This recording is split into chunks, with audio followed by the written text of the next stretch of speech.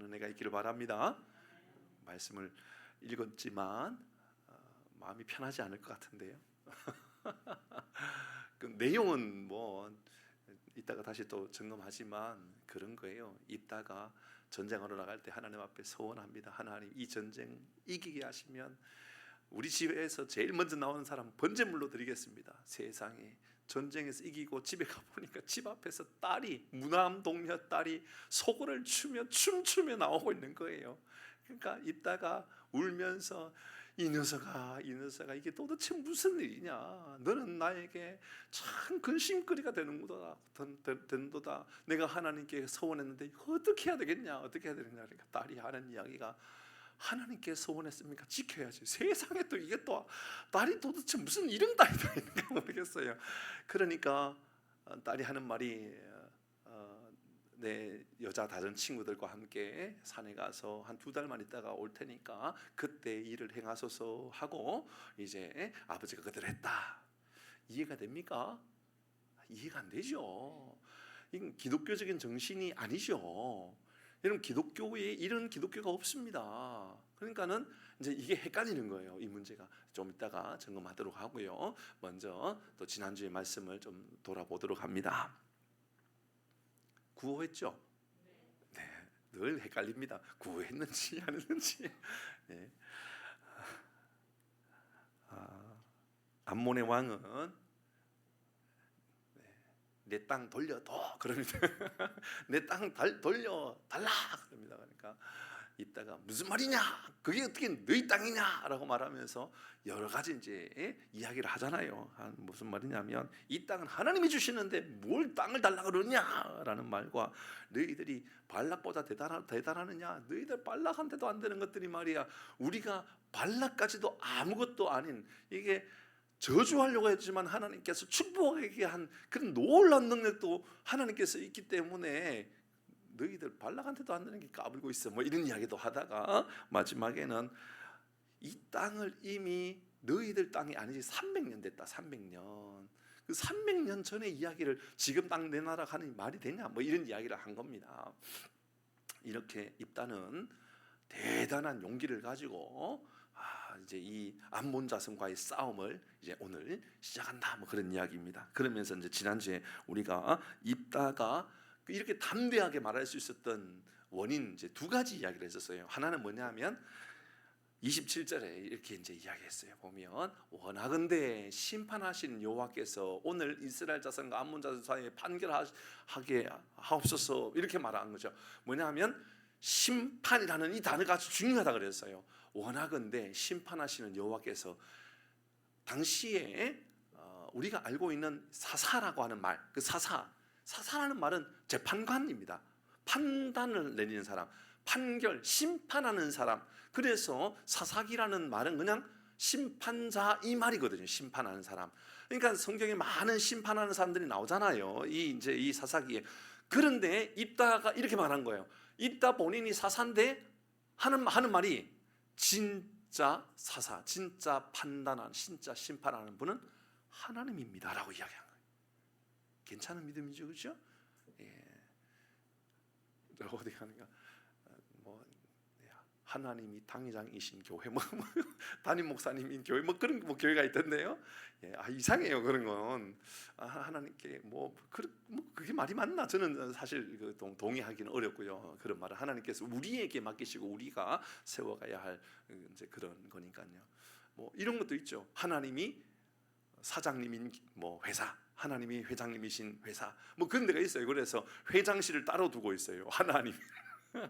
아니, 그건 이해가 돼요, 충분히. 그러면서 이해가 되지만, 그러면 하나님께 결제를 묻기 전에 항상 기도하겠죠. 그러나 최종 결정을 사인을 하는 것은 본인이 하잖아요, 그죠? 운영을 하잖아요. 이제 그런 의미에서 본다면 이따가 하나님 앞에 하나님이 심판하시는 하나님입니다라고 하는, 그래서 여기에는 샤파트라고 쓰지 않고 하샤파트라는 말을 썼다 그랬잖아요. 그러니까 그 앞에 정관사 더 이런 거 붙이는 것처럼 정관사를 붙여가지고 그게 유일한 심판자는 바로 하나님 한 분입니다 라고 이미 있다는 말을 했던 사람이에요. 그러니까 이따가 대단한 용기를 가지고 있었던 이유는 첫 번째, 그는 심판하시는 분이 오직 하나님이라는 것을 너무 잘 알고 있었던 거예요.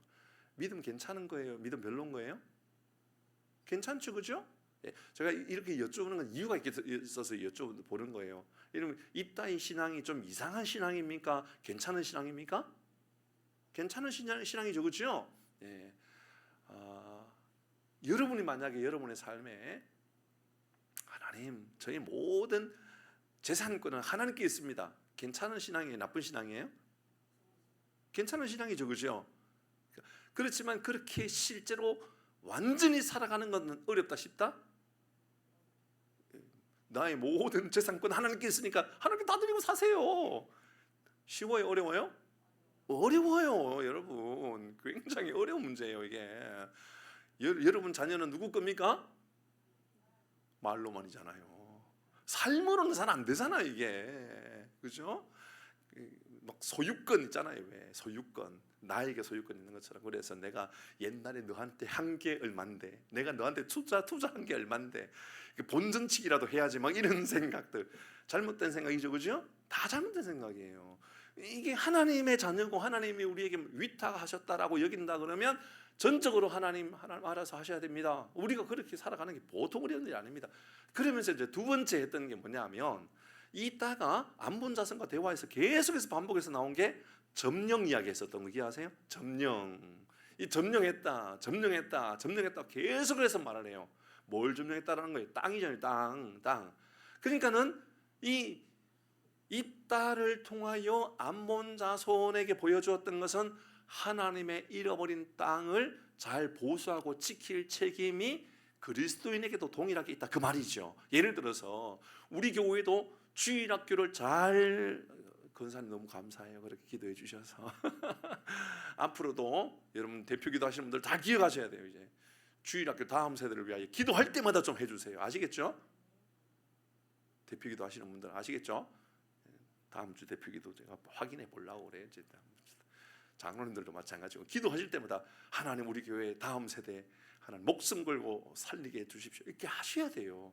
그거는 우리가 책임져야 될 일이지 돼도 되고 안 돼도 되고 될 문제는 아니잖아요, 그죠? 맞잖아요. 이것은 주일학교 돼도 되고 안 돼도 되고 문제가 아니에요. 이것은 목숨 걸고 우리가 지켜야 될 문제, 그런 영역들이 있잖아요, 그죠? 여러분 우리 교회에 땅 가지고도 우리 교회가 이웃의 도로라든지 이런 데 땅을 쓸 수 있도록 내어준 건 아시죠, 그죠? 몰라요? 우리 교회 옆에 도로가 나라 땅이 아니에요. 도로가 반 정도는 교회 땅이에요. 그럼에도 불구하고 교회가 해준 것은 쓸 수 있도록 배려해 준 거지, 소유권이 국가에 있어요? 우리 교회에 있어요? 우리 교회에 있어요. 이러면 그거 빼앗기면 여러분 기분 좋을까요? 서운할까요? 대답을 안 하시네요. 희한하네.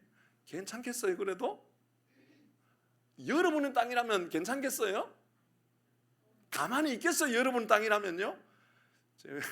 제가 어떤 사람 보니까는 저쪽에 안산 옆에 어디에 그 반려동물 카페를 하는 사람이 있는데 굉장히 잘 됐는가 봐요. 몇 년 만에 아주 최고급 세단을 타고 달 정도로 너무너무 잘 됐는가 봐요. 그런데 어느 날 갑자기 입구 쪽에 그 출입 입구 쪽에 펜스를 치더라는 거예요. 누가 보니까는 산 주인, 옆에 있는 산 주인이 청량해 보니까는 입구가 다 산 주인이었다는 거예요. 그래서 펜스 쳐가지고 이제 확인했더니 그 사람이 남편은 변호사고 아내는 의사고 돈은 엄청 많은데 그렇게 한 이유는 돈이 없었을까요? 돈이 없어서 그렇게 한 걸까요? 아니에요. 내 재산을 보호하는 걸 지켜야 되겠다라는 거예요. 내 재산을 지켜야 돼. 여러분 그거 가지고 뭘 할 거 있어요? 못해요. 그것은요 당연한 권리고 보호해야 될 의무가 있는 거죠. 우리 교회도 마찬가지예요. 저는 앞으로 우리 교회가 지켜야 되는 사명들을 목숨 걸고 지켜야 돼요. 그것은 단순히 땅의 문제가 아니라 영적인 문제 있잖아요. 하나님 우리 교회 다음 세대를 지키겠습니다. 하나님 우리 교회의 목장을 지키겠습니다. 하나님 우리 교회의 선교하는 사역을 지키겠습니다. 구제하는 사역을 지키겠습니다. 앞으로 더 좋은 일을 하겠습니다. 장로님하고 지금 요즘 고민하고 있어요. 고민하고 있는데 갑자기 또 뭐 옆에 뭐 민원이 있지 막 그런 얘기 하더라고요. 우리 장로님하고 뭐 고민하고 있냐면 교회 앞에 카페 옆에다가 그 이웃을 위하여 냉장고 설치하는 거. 좋지 않아요? 저 생각만 해도 너무 행복해요. 여러분 그 안에 거 꺼내 먹지 마시고 한 개씩 넣어 놓으셔야 돼요. 아시죠? 여러분은 사 드시고 동네 사람들 지나가는 사람들은 마음껏 드실 수 있도록 안에다가 이제 넣어 놓도록 이렇게 할 거예요. 그런 거 생각해 보면 너무 좋은 거예요. 왜 그런 거 할까요? 여러분 우리는 영적인 은혜의 자리들을 빼앗기지 않겠다라고 하는 몸부림이죠. 맞죠? 저는 그렇게 생각하는 거예요. 하나님 이 지역에 영적인 은혜의 바람들을 우리가 잘 지켜가 그런 이야기입니다. 자, 일단은 오늘 이 암몬의 왕과의 이런 어떤 다툼 속에서 그가 계속해서 이 점령 이야기했던 것, 그것은 다름 아니라 지켜야 될 영적인 영토가 있다 그 말입니다. 읽어는 볼까요? 우리 23절만 읽어보도록 하죠. 23절 한번 읽어봅니다. 시작. 이스라엘의 하나님 여호와께서 이같이 아모리 족속을 자기 백성 이스라엘 앞에서 쫓아내셨거늘. 이 말이 무슨 말입니까? 일단은 절대로 하나님께서 주신 땅을 빼앗기지 않겠다 그 말입니다. 절대로 안 뺏기겠다. 여러분의 가정에 하나님의 은혜의 기름 부으심을 절대로 빼앗기는 일이 없기를 바랍니다. 그래서 그래야 돼요. 목숨 걸고 하나님 여러분의 자녀가 여러분보다 더 좋은 믿음의 세대의 삶을 살 수 있도록 그렇게 기도해 주셔야 돼요. 아들이라면 하나님 우리 아들 앞으로 훌륭한 교회의 중직자 되게 해주십시오. 장로가 되게 해주십시오. 딸이라면 권사님 되게 해주십시오. 충성된 일꾼들 되게 해주십시오. 이러면 그렇게 기도할 수 있기를 바랍니다. 아멘 안 하시네요. 예. 아멘 하시는 게 영적으로 도움이 될 겁니다. 그래서 오늘 말씀하죠. 오늘 본문의 이야기입니다. 무거워요. 왜냐하면 사사기 전체를 읽으면서 오늘 본문은 33절까지 읽고 34절 뒤에를 읽으면 오해할 수가 있더라고요. 오해될 수가 있어요. 그래서 이거 그냥 통으로 읽고 통으로 말씀을 나누는 게 좋겠다라는 생각이 들었다라는 것을 먼저 여러분에게 말씀드립니다. 자, 먼저 오늘 본문의 말씀을 29절에 이렇게 시작하죠. 이에 29절을 앞에 띄워주세요. 그래도 보면 이렇게 말합니다. 시작. 이에 여호와의 영이 됐습니다. 시작부터 심상치 않아요. 오늘 본문도 어떻게 시작합니까? 여호와의 영이 이 땅에게 임하였다. 그럼 오늘 본문에 흘러가는 내용이 긍정적이다, 부정적이다? 다시 여쭙니다. 이게 여러분 잘 중요해요. 성령 충만합니다. 그럼 우리의 삶이 부정적으로 흘러갈까요? 부정적인 환경이어도 하나님께서 긍정적으로 만들어 주실까요? 그러면 여호와의 영이 이 땅에게 임하였다라고 하는 것은 그 다음에 이어지는 내용이 우리에게 긴장감을 주는 것보다는 훨씬 더 기대감을 주는 게 사실이다. 됐나요? 맞죠? 이해가 될 겁니다. 근데 오늘 본문의 내용은 그렇지 않잖아요. 본문의 내용은 심각합니다. 입다가 그래서 어떤 이들은 이렇게 말합니다. 입다에 대해서 굉장히 편이 나누어져 있다는 게 사실이에요. 지금도 마찬가지고 앞으로도 그럴 겁니다. 어떤 사람은 입다는 정말 쓰레기 같은 사타다 이렇게 볼 수도 있는 거예요. 왜냐하면 그가 뭐 형제들이 쫓아냈을 때에는 잡류 사람들하고 어울리면서 지냈다. 어울려서 지냈다는 얘기는 아니거든요. 근데 그렇게 이야기하는 사람들도 있고 오늘 본문처럼 너무 가볍게 하나님 앞에 서원해가지고 딸을 번제물로 드려야 된다. 번제물이 뭐예요? 각 떠가지고 죽여서 불로 태워 죽이는 거. 근데 그게 성경적인 방법이다 아니다?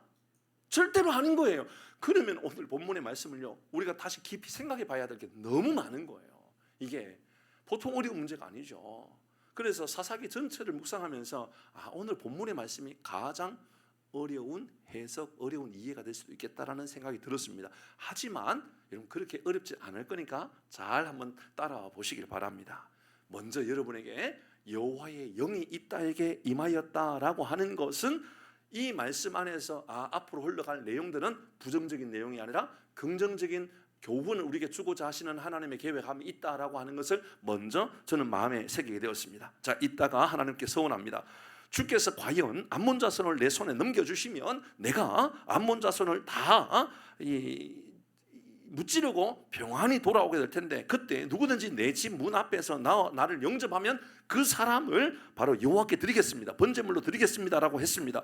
그리고 돌아와 보니까 무난 동료 딸이 속옷치면서 춤을 추면서 아버지를 맞이한 겁니다. 자, 앞에 이야기 다 했습니다. 이야기는. 자, 그러면 그의 입다의 소원은 경솔한 소원이었고 그는 지금 심각한 문제를 일으킨 사람으로 결론 내어질 수밖에 없습니다. 왜냐하면 조금 전에 읽을 때에 이것이 이스라엘의 간섭이 되었다. 39절 좀 먼저 좀 띄워주시겠습니까? 미안한데 39절의 말씀을 보면 2달 만에 그의 아버지에게로 돌아온지라 그가 자기의 서원한 대로 딸에게 행하였다. 번제물로 드렸다. 이런 개념이겠죠. 드렸다. 딸이 남자를 알지 못하였더니 이것이 자 번제물로 드렸다. 그리고 남자를 알지 못했다. 이것이 이스라엘의 간섭이 되었다. 여러분 지금 이스라엘 간섭입니까? 아니잖아요. 이스라엘이 지금 만약에 하나님께 서원을 하면서 하나님 이 전쟁에서 이기게 하시면 우리 집에 제일 먼저 오는 사람을 하나님께로 드려서 그러니까 서원을 그대로 드려서 번제물로 드리는 인신 제사를 드리겠습니다 라는 제사법이 이스라엘에게 있다 없다? 없다예요. 그런데 이스라엘의 관습이라고 말하잖아요. 그러면 이것은 인신 몸을 제사로 드리는 제사에 대한 이야기가 아닐 수 있다라는 것을 이야기하는 거죠. 됐죠, 그죠? 아닐 수 있다라는 겁니다. 자, 그렇게 이해하게 하고 다시 한번 더 입다에 대해서 성경이 얼마나 위대한 사람인지 지난주 읽었던 이 히브리서 기자가 말했던 11장의 이야기를 다시 한번 보도록 하죠. 32절입니다. 시작. 내가 무슨 말을 하리요? 기드온, 바락, 삼손, 입다, 다윗 및 사무엘과 선지자들의 일을 말하려면 내게 시간이 부족하리로다. 히브리서 11장은 믿음장이요. 그러니까 믿음의 훌륭한 대를 이었던 위대한 사람을 다 나열했습니다. 그런데 만약에 입다가 드렸던 그 제사가 번제로 드렸고 딸을 죽여가지고 하나님께 불태워 드렸다라고 한다면 여기 이름 들어가면 된다 안 된다? 절대로 안 되죠. 맞죠, 그죠? 절대로 들어가면 안 되는 겁니다. 뭐 바락이나 삼손 왜 실수가 없겠습니까? 기드온 왜 실수 없었습니까? 결국은 그 숨겨져 있던 욕망을 나중에는 다 드러냈지요. 그러니까는 기드온도 다 욕망의 사람이고 다 실수가 있습니다. 성경에 나오는 인물 중에 실수가 없는 데가 누굽니까? 다 실수 있죠. 다윗이라고 실수 없습니까? 사무엘이라고 다 실수가 있어요. 실수가 없는 것이 아니라 입다도 실수가 있겠지만 입다를 통하여 믿음의 위대한 가문을 이어갔던 그 사람이 도대체 뭘 이야기하고자 하는 건가를 기억해야 한다 그 말입니다. 우리가 먼저 생각할 것은 자, 입다는 딸의 모습을 보며 자기 옷을 찢으면서 이렇게 말합니다. 어찌할꼬 내 딸이여 너는 나를 참담하게 하는도다.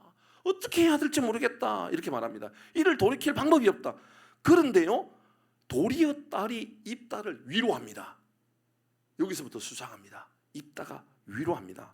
그러면서 아버지에게 2달만 시간 보내주시면 내 여자친구들하고 같이 뭐 여자니까 여자친구들이에요. 남자를 알지 못한 여자친구들하고 함께 산에 가가지고 처녀로 죽음을 인하여 애곡하겠다. 이게 처녀로 죽는 건데 지금 죽는 것인가에 대한 이야기인 거예요. 그러니까 영원히 처녀로 살겠다 그 말이 될 수도 있는 거죠. 그죠? 처녀로 살 수도 있다 그 말입니다. 입다는 입다의 딸은 입다의 서원대로 딸에게 그대로 행하였다 합니다. 그대로 행하였다라는 것이 성경을 그냥 가볍게 본다면 번제물로 드렸던 것과 이렇게 볼 수가 있습니다. 그리고 이스라엘의 딸들이 날마다 해마다 이를 기억하면서 애곡했다 그럽니다. 자, 그러면 의구심이 듭니다. 입다가 말한 딸을 번제물로 드렸다라고 하는 이 희생물로 드렸다라는 것은 이방신들이나 하고 있는 그런 인신제사에 대한 이야기냐?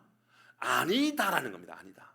그 인신제사, 몸을 드리는 제사에 대한 이야기가 아니라 하나님은 아브라함을 통하여 이삭을 드릴 때도 충분히 이 일에 대하여 하나님께서 얼마나 근심하셨던 일인지 알고 있습니다. 그렇죠?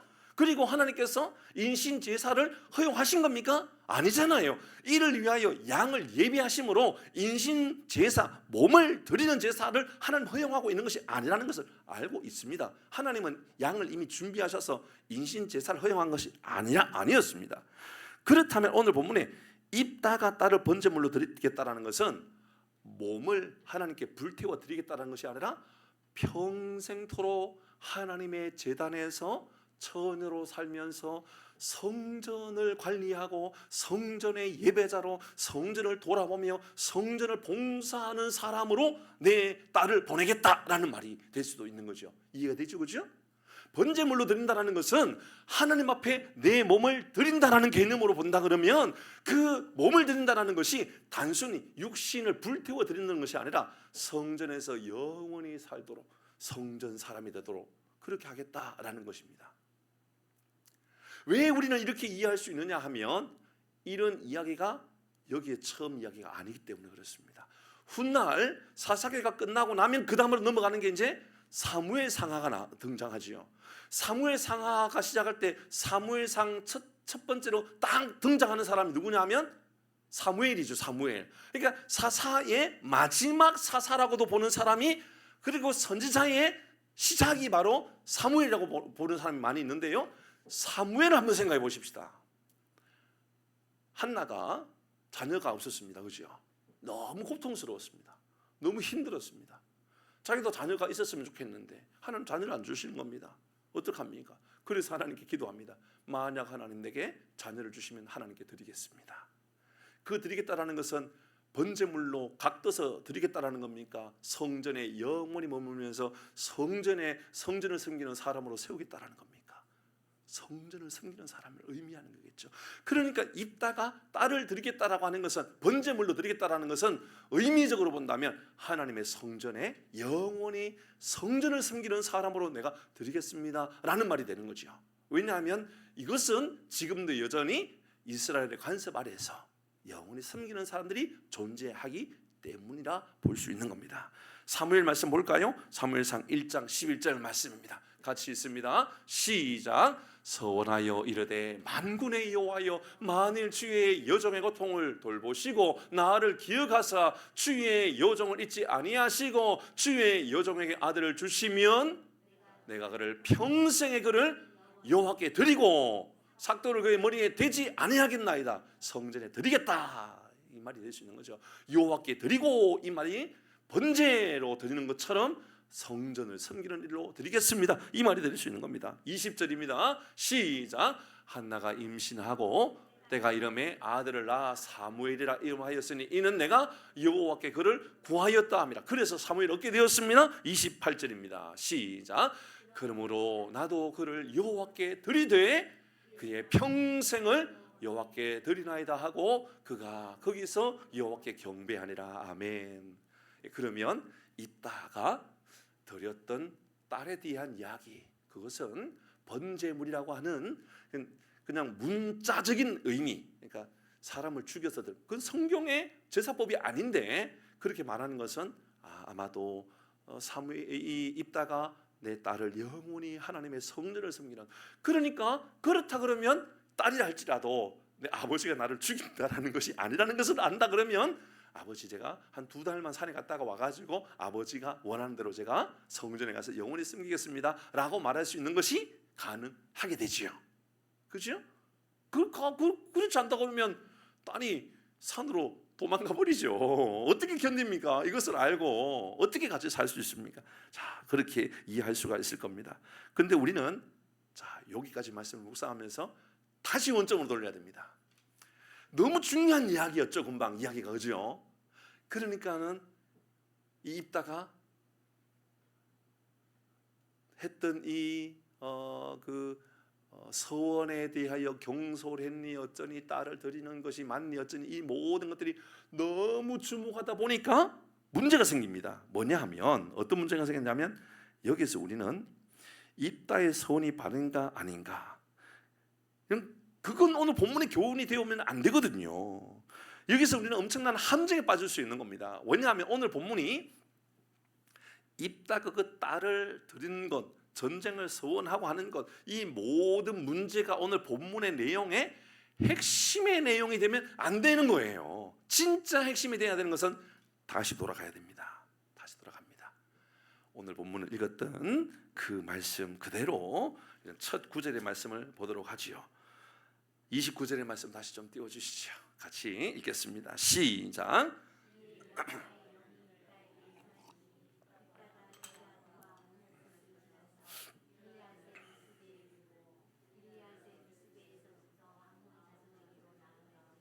전쟁하러 갑니다. 근데 그냥 전쟁하러 가는 것이 아니라 주의 영이 임하고 나서 전쟁하러 갑니다. 그러니 다시 오늘 본문의 말씀은 부정적인 경솔함에 대한, 그러니까는 저는 제 입장은 그렇습니다. 제 입장은 입다의 경솔함이 아니라 입다의 희생에 초점을 두고 싶은 겁니다. 입다의 희생. 그런 측면에서 29절의 시작, 이 입다가 하나님의 영에 충만했다라고 하는 말씀이 그대로 받아들인다면 그 다음 이어지는 것은 바로 이런 거죠. 입다는 위대한 헌신을 하는 사람이었다로 가고 싶습니다. 경솔했다 그러면 오늘 이 말씀은 적용할 점이 하나도 없어집니다. 그런데 저는 경솔함에 초점을 두고 싶은 것이 아니라 입다가 하나님 앞에 헌신하겠다라고 하는 이 위대한 헌신, 어디까지 헌신해요? 하나님, 내 자신에게 있는 무남 동료의 딸까지도 하나님께 드릴 수 있는 철저한 희생을 내가 할 수 있습니다라고 말하는 것 말이죠. 그는 신실한 희생의 사람입니다. 그가 말하는 것은 실천하는 사람입니다. 눈에 넣어도 아프지 않을 만큼 딸은 너무너무 예뻐 보입니다. 이 딸 참 잘 자랐는 것 같습니다. 동의합니까? 이 딸 참 잘 자랐는 것 같다, 아니면 이 딸 참 못됐다, 어떻게 생각하십니까? 잘 자랐다, 저는 그렇게 보여집니다. 왜냐하면 아빠에게 따지지 않습니다. 그죠? 이 문제로 아니라 다투지 않습니다. 자, 다툴만 합니다. 왜냐? 이런 못돼 먹은 딸, 그리고 그 마음 안에 이 딸이 만약에 삐딱하거나 혹은 그 마음 안에 이 좀 부정적인 그러한 의식이 많다 그러면 제일 먼저 이렇게 이야기할 겁니다. 아버지, 내 인생을 왜 아버지가 그렇게 합니까? 라고 말하면서 과거를 돌릴 겁니다. 아버지, 아무리 아버지가 기생에게 태어난 사람이랄지라도 그럴 수가 있습니까? 아버지의 약점을 건드려 가지고 아버지를 막 폭발시켜 버릴 겁니다. 못된 딸이라면, 그죠? 아버지가 아무리 기생의 딸로 태어났다 할지라도, 기생의 딸을 통하여 태어났다 할지라도 아버지는 저한테 그렇게 하면 안 되지요. 만약 하나님께 그렇게 서운했다 그러면 이거 물러내든지 아니면 내가 도망가든지 아버지 방법을 찾아주셔야죠. 그게 정상일 텐데 딸이 그렇지 않아요. 딸이 더 대단해요. 아버지, 하나님께 드렸던 그 서약은 지켜야 됩니다. 그렇게 말합니다. 제가 볼 때 굉장히 잘 살았던 딸입니다. 출생의 비밀을 알고 난다 그러면 이 딸은 어떻게 이렇게 위대한 말을 할 수 있겠습니까? 필요하면 가까이 두고 필요 없으면 멀리 쫓아냈던 입다의 형들을 생각해 본다 그러면, 그의 가족사를 돌아본다 그러면 입다의 딸은 상상할 수 없을 만큼 아버지를 생각하고, 그죠? 이런 가족을 생각하고, 그리고 그 마음이 넓은 그런 그릇이었다, 그렇게 볼 수가 있습니다. 그리고 아직 나이도 그렇게 오래된 나이도 아닙니다. 처녀였다라고, 남자를 알지 못하는 사람이었다고 말하고 보니까는 그는 아직 어렸지만 어렸을 때부터 아버지 입다가 얼마나 믿음의 신실한 삶을 살아가고 있는지를 하나하나 보여주고 있는 것처럼 보여집니다. 자, 그렇습니다. 저는 이런 모습 속에서 입다의 위대한 헌신과 그 딸에게 이 위대한 헌신 모습이 딸에게도 그대로 은혜로 흘러갔다라고 하는 것을 오늘 말씀의 첫 번째 적용점에 두고 싶습니다. 사랑하는 교회 여러분, 여러분의 믿음의 신실함이 여러분의 자녀에게도 동일하게 흘러가기를 바랍니다. 우리 먼저 그런 믿음의 어떤 교훈들, 믿음의 적용점을 가지십시다. 입다도 대단한 서원을 한 사람이지만 저는 입다만큼이나 그 딸이 정말 대단하구나. 그럼에도 불구하고 도망가겠다라는 것이 아니라 좀 시간 좀 주십시오. 그리고 돌아오고 나서 아버지가 원했던 그대로, 하나님께 했던 그대로 제가 따라가겠습니다. 그 말은 신실하신 하나님 앞에 순종하는 입다의 딸의 모습, 입다의 모습과 입다의 딸의 모습을 그대로 볼 수가 있다, 그 말입니다. 좋은 믿음의 사람에게는 좋은 희생이 그에게 아주 위대한 희생이 따랐던 것으로 보여집니다. 동일하지 않을까요? 우리가 좋은 교회를 기대한다 그러면 우리 교회는 좋은 희생을 할 수 있는 교회가 되어야 될 겁니다. 우리 부모도 마찬가지일 겁니다. 부모도 자녀에게 좋은 부모의 모습, 좋은 아버지, 좋은 어머니의 모습을 보여주기를 원한다면 말로 인한 희생이 아니라, 말로 인한 섬김이 아니라, 말로 인한 교훈이 아니라 삶으로 자녀에게, 또 우리 자녀들과 후손들에게 이 믿음의 은혜들을 흘러보내는 놀라운 복이 있기를 주의 이름으로 축복합니다. 우리 교회 좋은 교회 만들어 가십시다. 우리 좋은 주일학교 만들어 가십시다. 우리 교회 좋은 주일학교 만들어 그러면 희생이 꼭 필요할 겁니다. 그죠? 희생이 필요할 겁니다. 재정도 꽤나 많이 들어갈지 모릅니다. 앞으로 훨씬 우리가 생각했던 것보다 많이 들어가야 될는지도 모릅니다. 그럼에도 불구하고 우리가 어떤 방법으로든 하나님 우리 교회 더 좋은 주일학교를 위하여 노력하겠습니다. 다 희생이 따르는 겁니다. 좋은 목장도 뿐만 아니죠. 좋은 사회도 그만한 희생의 대가를 필요로 한다, 그 말입니다. 그런데요, 진짜 교훈은 여기가 이 내용이 아닙니다. 희생하십시다가 아닙니다. 진짜 교훈은 지금 이제 잠시 나누고자 하는 이 말씀입니다. 35절을 다시 읽어보도록 하십시다. 35절입니다. 같이 합니다. 시작.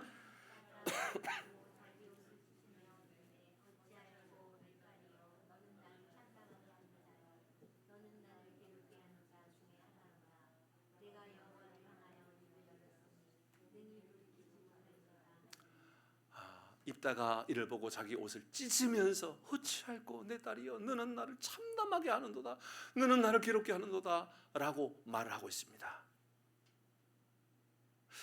입다와 딸의 모습 속에서 우리가 발견하게 되는 것은 하나님과 예수 그리스도의 관계 속에서 나타나는 구원사적인 모습들, 구속사적인 모습들을 여기 안에 담고 있는 것처럼 보여집니다. 그죠? 아버지의 희생과 딸의 희생, 그죠? 하나님 아버지, 성부 하나님의 희생과 그의 아들 독생자 예수 그리스도, 그분의 희생이 여기 안에 그림자처럼 우리에게 보여주고 있는 것처럼 보여집니다. 근데 이게 한 번으로 끝나지 않습니다. 계속해서 나타납니다. 저는 그래서 히브리 기자가, 아까 말씀드렸던 히브리 기자가 믿음의 위대한 가문의 역사에 입다를 넣어 놓았던지, 혹은 또 조금 전에 처음에 이 말씀을 시작하면서 여호와의 영이 입다에게 임하였다라고 말하는 것을 말한다 그러면 오늘 본문의 말씀을 통하여 얼마나 입다가 위대한 희생의 사람인가, 얼마나 그가 대단한 사람인가가 아니라 그를 통하여 예수 그리스도 그분이 우리에게 얼마나 위대한 하나님의 사랑을 보여주고 있는가를 우리에게 보여주고 있다는 것을 기억해야 한다, 그 말이죠. 오늘 초점에 두어야 할 것은 아마 어쩌면 거기에 있을 것으로 보여집니다. 그래서 생각해보면 35절에 어찌할꼬 하면서 나를 참남하게 하는 자다라고 이야기하죠. 우리 하나님 아버지도 여러분 우리를 향한 희생의 그 희생을 위하여 당신의 독생자 예수 그리스도를 보내주셨습니다.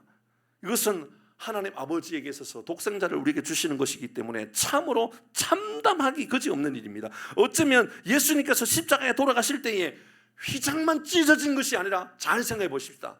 예수님께서 십자가에 돌아가실 때에 휘장만 찢어지지 않았죠. 어떤 현상이 나타났죠? 네? 알면서 왜 모르는 척하고 계세요? 휘장, 그러니까 예수님께서 십자가에 돌아가셨을 때 휘장이 위에서 아래로 찢어졌지, 이건 다 기억합니다. 그죠? 근데 그것만 있었던 게 아니죠. 온 세상이 어두워졌습니다. 빛을 잃어버렸다 그랬습니다.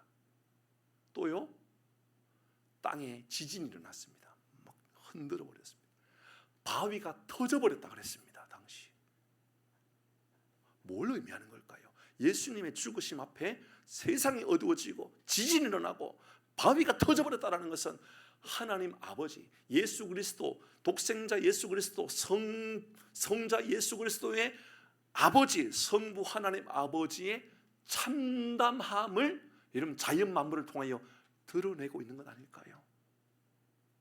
얼마나 하나님께서 아파하시는지를, 얼마나 고통스러운지를 여러분 그것을 통하여 보여주는 거죠. 지진이 나고 땅이 폭파되는 것처럼 바위가 터져버리고 온 세상이 어두움 가운데 거하고, 이것은 하나님께서 고통스러워하고 있다라고 하는 것을 우리에게 보여주고 있는 것이지요. 뿐만입니까? 36절의 말씀을 보십시오. 36절 같이 읽어봅니다. 시작. 딸이 그에게 이르되 나의 아버지여, 아버지께서 여호와를 향하여 입을 여셨으니 아버지 입에서 낸 말씀대로 내게 행하소서. 이는 되겠죠? 암몬 자손에게 원수를 갚으셨음이니라 하니라. 자, 이 말씀도 잘 보니까 이런 딸이 아버지에게 하는 말이 아버지요, 걱정하지 마십시오. 입에서 낸 말씀대로 행하시면 됩니다. 입에서 낸 말씀대로 행하시면 됩니다. 꼭 이런 말씀 같지요. 우리 예수님께서 기도하러 올라가셨을 때, 감난산 기도하러 올라가셨을 때에 얼마나 고통스러운지, 도망가고 싶을 정도로 너무너무 고통스러워서 그 땀에 떨어지는데 피가 되는 것처럼 떨어졌어요. 그죠? 그런데 예수님께서 이렇게 기도하셨죠. 아버지요, 할 수만 있으면 내가 이거 피하고 싶습니다. 그러나 나의 원대로 하지 마시고 아버지의 원대로 되기를 원한나이다. 지금 입다의 딸이 그 말을 하고 있는 거죠. 아버지 입에서 내신 말씀대로 이루어지기를 원합니다. 그대로 이루어지기를 원합니다. 그러니까 이 입다의 이 사건을 통하여 우리에게 보여주고 싶은 것은 하나님 아버지의 희생, 독생자 예수 그리스도의 희생을 우리에게 계속해서 알려주고 있다. 그 말씀으로 볼 수가 있는 겁니다. 뿐만 아닙니다. 입다의 딸은 남자를 알지 못하였고 결혼하여 생명을 탄생하는 위대한 축복을 포기했던 사람으로 보여지죠. 자, 이런 겁니다. 입다의 딸이 결혼하지 않았다, 남자를 알지 못했다, 이 출산을 경험하지 않은 사람으로 평생 이런 성전을 섬기는 사람으로 살았다. 여러분, 여성에게 성경이 말하는 출산은 재앙이다, 축복이다? 축복이다 말입니다. 축복입니다. 그런데 입다의 딸은 그런 축복을 누리지 못하고 성전에서 영원히 성전을 섬기는 사람으로 쓰임을 받겠다, 이렇게 이야기하는 겁니다. 예수 그리스도, 그분은 하늘의 영광이라고 하는 보좌가 있습니다. 생명의 보좌가 있습니다. 다 내려놓고 이 땅에 오신 겁니다. 영원한 하나님 나라의 보좌를 버리시고 내려온 것이죠. 그러니까 특권을 내리고 이 땅에 오신 것입니다. 그러니까 이 땅의 딸이 누릴 수 있는 모든 생명의 특권 있죠. 출생이라고 하는 생명의 특권, 이것을 포기하고 성전에 들어갔다면 우리 하나님 아버지, 그분의 독생자 예수 그리스도, 그분은 하나님의 보좌 우편에 계시는 그 위대한 자리를 포기하고 우리에게 오셨다는 겁니다. 이 말씀을 그대로 우리에게 적용해 볼까요? 예수님이 위대한 헌신을 했으니 우리도 헌신하십시다, 그 말입니까? 아닙니다. 입다가 지금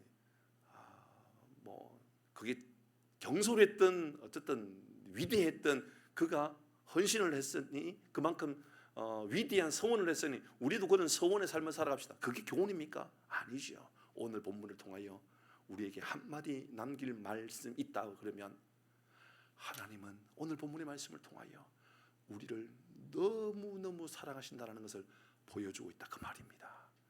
당신의 독생자 예수 그리스도를 주시기까지 우리를 사랑하셨다. 사랑하는 교회 여러분, 우리가 그 사랑을 받았기 때문에 희생한다, 그렇게 말씀하지 마십시오. 우리가 그것을 어떻게 갚습니까? 우리가 억만금을 드리고 전 재산을 다 드리면 우리는 하나님의 사랑에 대하여 우리가 갚을 수 있는 겁니까? 아니잖아요. 우리가 대단한 사역을 하면 우리 교회가 말이죠, 우리 모든 사역비를 다 털어가지고 구제하고 선교하면 하나님의 사랑을 우리가 다 갚을 수 있는 겁니까? 아니죠. 그저 갚을 수 없는, 갚을 수 없는 예수 그리스도의 사랑을 우리에게 보여주셨다라는 것을 우리에게 입다의 딸을 통하여 되돌릴 수 없는 영원한 당신의 귀한 사랑, 그래서 입다의 마음 가운데는 고통스럽게 그지없는, 그럼에도 불구하고 그 딸을 드릴 정도의 사랑, 우리에게 보여주신 줄 알고 그 사랑을 기억하고 그 은혜를 기억하고 살아가는, 그래서 사사기를 통하여 하나님과 그의 아들 예수 그리스도가 보여지는 놀라운 믿음의 복을 누리는 우리 모두가 되기를 주의 이름으로 축복합니다. 그러면 히브리서 11장의 이야기가 이해가 되지요. 왜 그곳에다 이따 이름을 넣어두었을까? 하나님 우리를 사랑하십니다. 여러분을 사랑하십니다. 그 사랑이 영원히 여러분의 삶에 임하고 내 마음에 감동이 되는 큰 사랑의 삶을 살아가는 저와 우리 모든 교우들, 그리고 우리 풍산교회와 조국교회가 되기를 주의 이름으로 축복합니다. 찬양할까?